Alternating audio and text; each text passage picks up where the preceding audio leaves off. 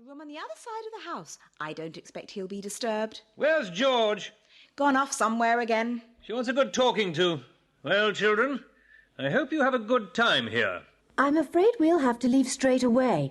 We're booked into a hotel tonight and we have to check in. Goodbye, my dears. Be good. We will. Goodbye. Bye, Mummy and Daddy. Goodbye. Now, children, I'll show you your rooms. Follow me upstairs. Now, you two boys will share this room. And Anne, you'll be sharing with George in here. I do wish Georgina would come. I want to see what she's like. Well, she's a funny girl, but she's very loyal. Once she makes friends with you, she'll always be your friend. Oh, dear. Poor Anne. How tired you are. You must all go to bed straight away. Good night, my dears. Good night, Aunt Fanny. Good night, Auntie. Anne, you are an idiot. You know quite well what grown-ups think as soon as we yawn. I'm sorry. I couldn't help it. Anyway, you're yawning now, Dick. And Julian, too. So they were. Soon they were all tucked in and fast asleep, long before Georgina came up to bed. They were so tired they heard nothing until the sun woke them in the morning. When Anne awoke, she looked across at the other bed. She could just see the top of a curly head, and that was all. I say, are you Georgina? No.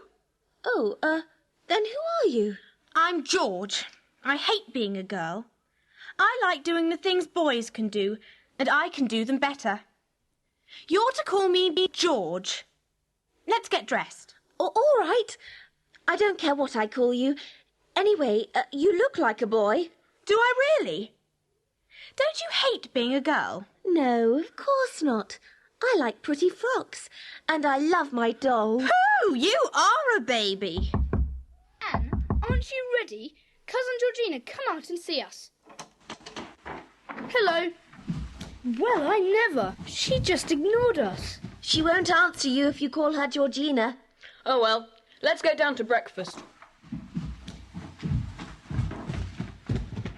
Good morning, children. Here's your breakfast. You must take your cousins to see the bay this morning, George. I'm going fishing. You are not. You're going to take your cousins to the bay. Do you hear me? Yes. Come on then, you lot, if you want to go. You can go fishing if you want to, George. If you don't want to be with us, you needn't. But we'd like you to, if you'd like to be with us. I'll see. I only make friends with people if I like them. So do we. We may not like you, of course. Oh. Well, you may not, of course. Look at that rocky island with a ruined castle on it. I wonder what it's called. It's called Kirrin Island. It's a lovely place to go. I might take you there on my boat someday, but I don't promise. Who does it belong to? Me. At least it will belong to me, someday.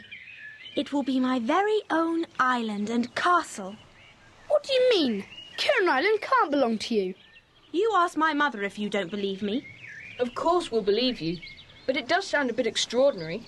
Children don't usually own islands, even funny little ones like that. It isn't a funny little island, it's lovely. There are rabbits there as tame as can be.